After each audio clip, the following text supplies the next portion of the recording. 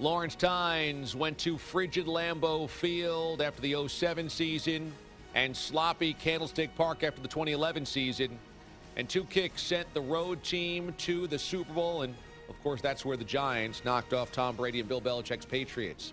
Lawrence Tynes joins us here on the show. LT, my man, how you doing?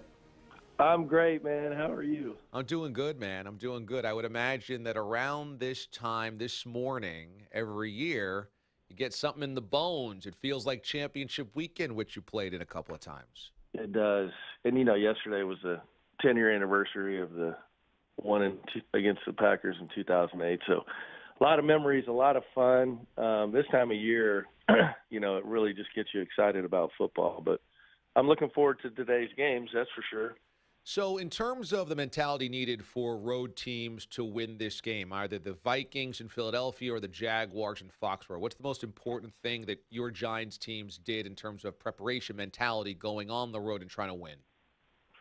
We had made a hell of a run that year. I think we won 11 on the road. So playing on the road was kind of like, us against the world mentality. And you got to have that. And you got to have the confidence. And obviously any team playing today has confidence that they can win. So it's going to be an exciting time for some teams today. Hopefully a couple of new teams punch a ticket to the Super Bowl, but I think they're really good matchups, both games.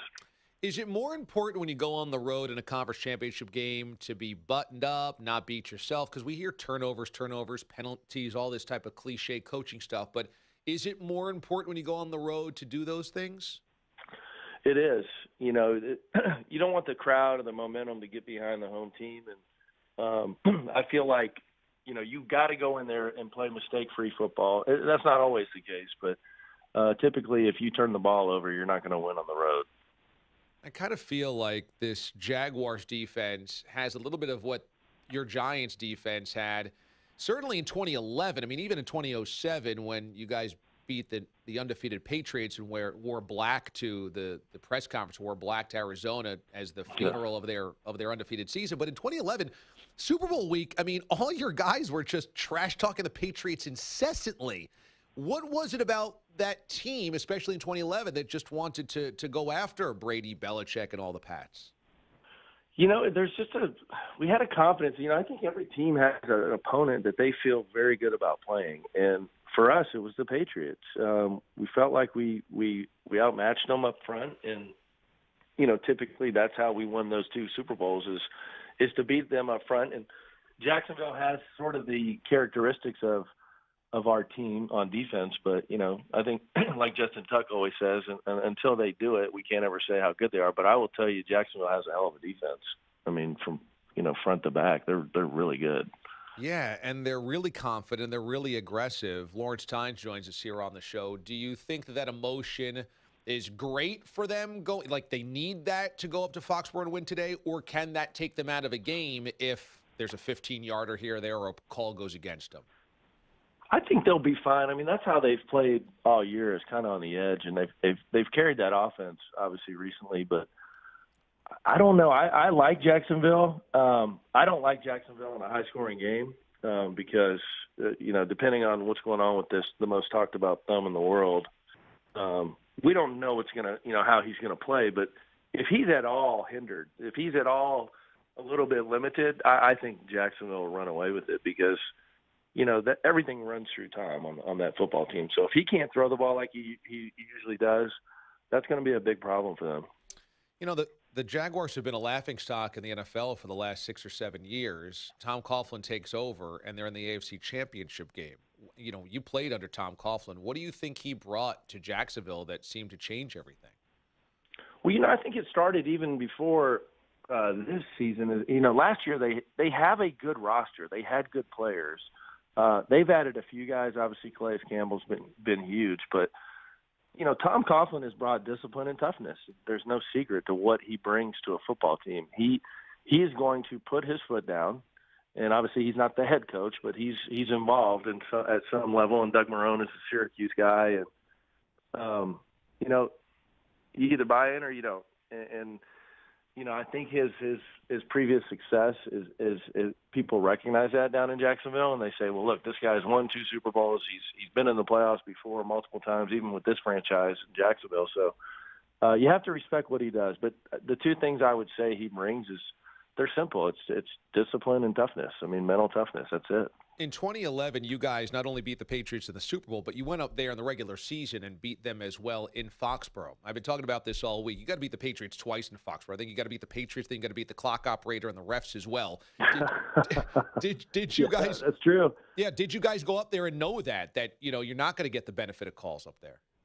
Yeah, and the great thing that Tom does is he never talks about the BS, and we'll just call that. I mean, that's a little bit of what that is because we have no control over that.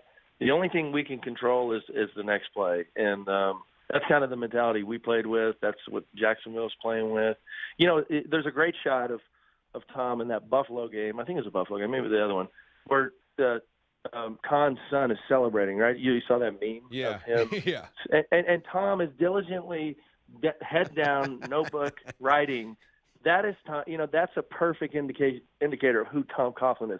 They just, I don't know what the hell it was, a pick, a touchdown, and Tom is on to the next play. I mean, that is Tom Coughlin. But, we never got enough respect that year either because we had just went up to Foxborough, beaten them, and then we're playing them 10 weeks later in the Super Bowl, and we're underdogs again. I just never understood that, but it doesn't matter. Lawrence Tynes. Yeah. Lawrence Tynes joins us here on the show going into Championship Sunday. So on the NFC side of things, hey, you've kicked a lot of field goals in Philadelphia. How tough is it to go to Philadelphia and win a big game? It's very tough, especially with that defense they have now. I don't know how many times I played there 6 times. I don't know how many I won, probably less than half. But they got a good home crowd. They're really loud, good fans. It's going to be tough for Minnesota.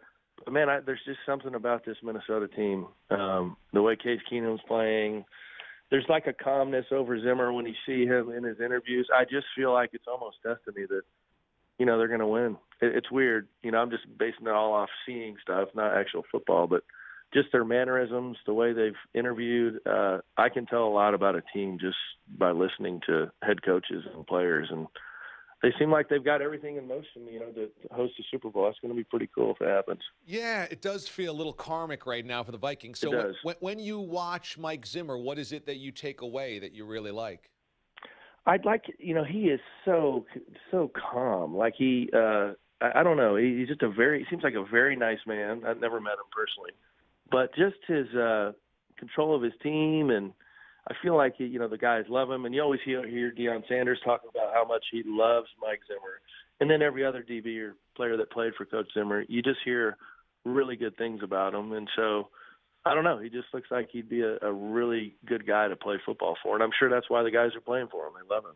How crazy is the Case Keenum story that you have an undrafted free agent as a quarterback and didn't just get thrust in there because of injury, in the final 3 weeks of the season like Foles, but actually steered this team to the number 2 seed in the NFC? I mean, how crazy is that to think about?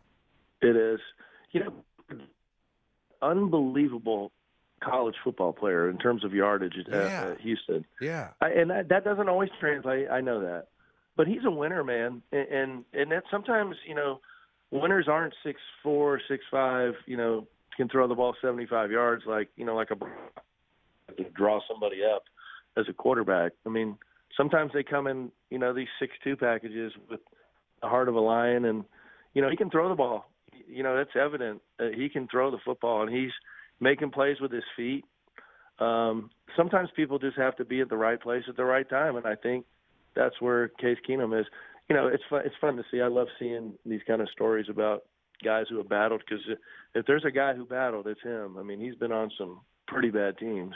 Well, and you could relate to that because you had to battle for your job in the NFL. You had to go to tryouts. You had to convince GMs that you were the guy. And, I mean, there's something to that, right? I mean, that helped propel your career every step of the way. It gives you that nothing's been handed to him. And typically with kickers, you earn everything. That's why I say I'm a little bit biased, but to me, it's one of the toughest positions in all of sports, because 2 or 3 bad games and you're gone. And, same with Case Keenum. When you're a young quarterback trying to make it, I mean, you cannot have mistakes. And although he played on some bad teams, he toughened himself up, if that's even the right term, to be ready for this situation. And now he's got good players around him and good coaching. It's just cool. You love seeing that. These grinders, the Gruden grinders, we'll call them, because these are the guys that were not handed anything, and they've worked their butts off. And guys appreciate guys that have worked to get what they have, and that's kind of Case Keenum. Nick Foles, on the other side is a good player. So it's going to be an interesting game. Final question is, in a kicker assessment, is there a kicker out of these Final Four that you respect, that you watch, that you think has what it takes, the guts that it would take to kick a big field goal like you did twice in this spot? Well, listen, there's some good ones left. I mean, Stephen Gostkowski has, 100 postseason field goals, it seems like. Yeah. None in big moments, which is interesting. Jake Elliott's obviously got the 60-yarder. Kai Forbath hit some really good kicks last week.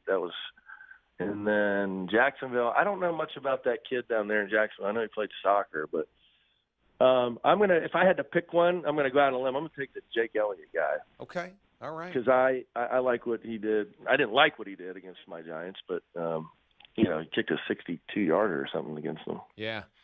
Lawrence, pretty clutch. Yeah, definitely. Yeah, and that was a big jolt early in the season for the Eagles because we didn't know how good they were. They kind of kicked the Giants to the curb. Yeah, it ended kind of the Giants' season. Thanks a lot, Jake.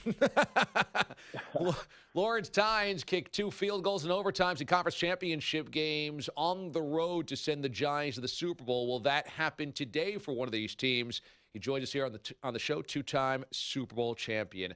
LT, it's always good to catch up, buddy. Enjoy the football, man. All right, brother. Enjoyed it. You too, man. All right.